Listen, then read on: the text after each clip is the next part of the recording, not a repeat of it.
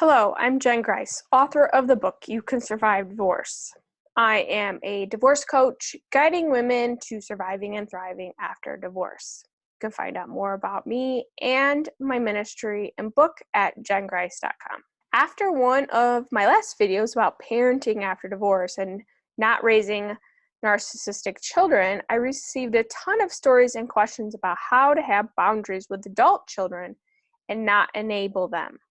So that's what I'm going to try to tackle today. So here are the top 3 questions that I received. Number 1, do I have to trust my adult child, especially if he or she has repeatedly lied to me? Love and trust are not synonymous.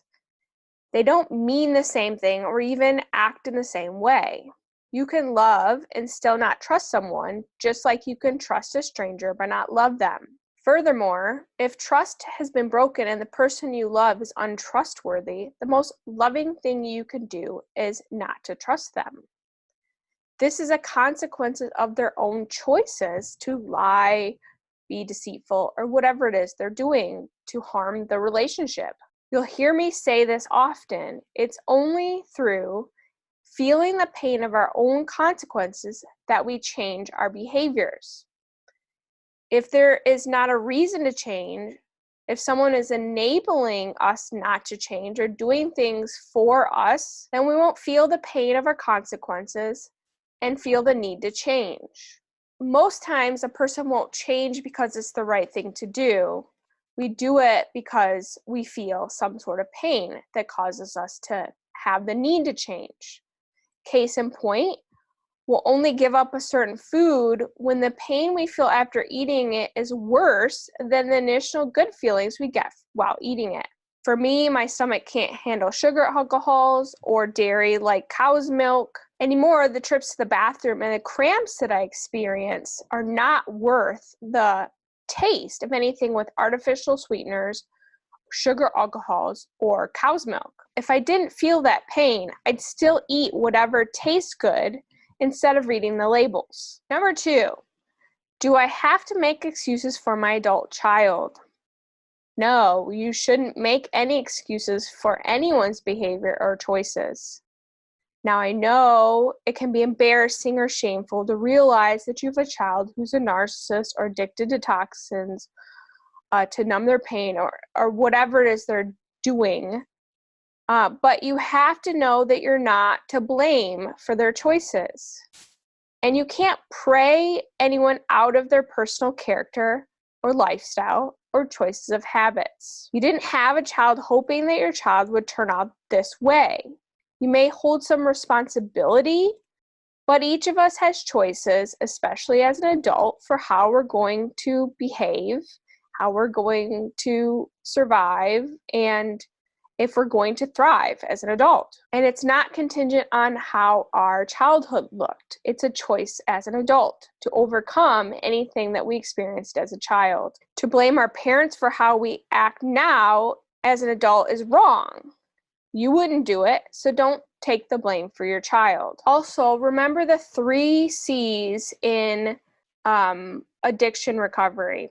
I didn't cause it, I can't control it, and I can't cure it. When thinking about if you can help any person, especially your adult child, to change or get emotionally healthy, you just have to give it up to God and pray that God's will be done. Number 3, do I have to allow my adult child to smoke, do drugs, be drunk, or do other activities that I don't approve of or that are morally wrong? So this is a good one.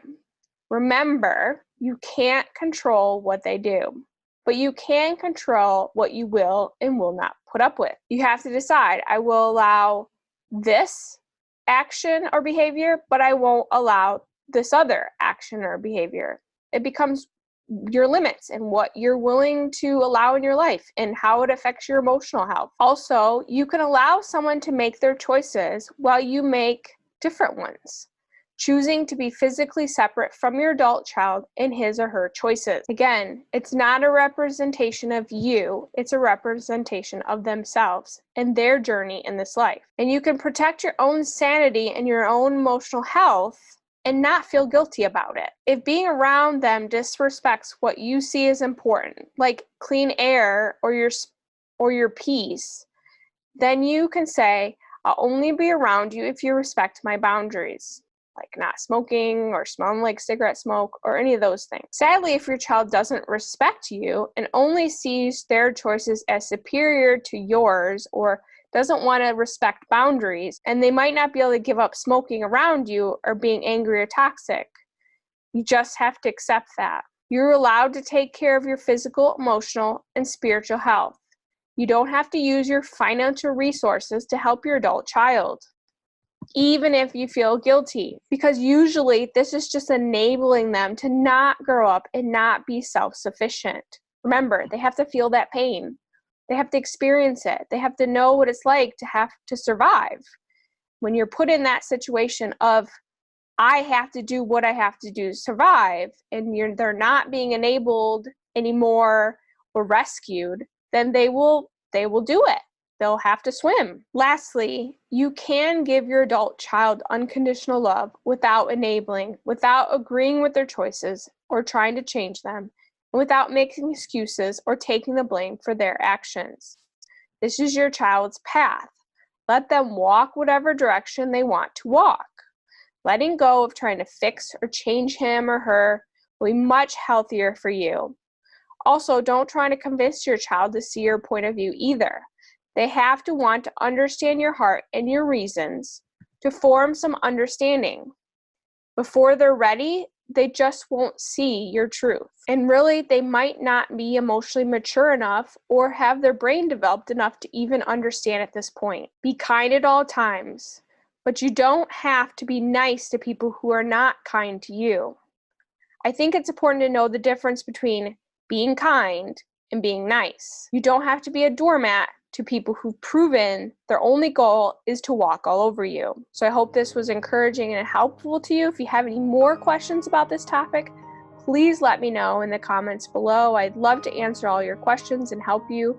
If you need further assistance, like one-on-one to talk privately, you can buy a consult at jengrice.com/consult. And also, I'm still working on that Stronger Woman After Divorce course, which will involve a community. So I hope you'll join me in that as well, as we learn to grow together and be empowered and be stronger women after divorce. If you'll be joining me, please let me know in the comments below. And lastly, I hope to see you in the next video. I'm so glad to have you along on this journey to healing.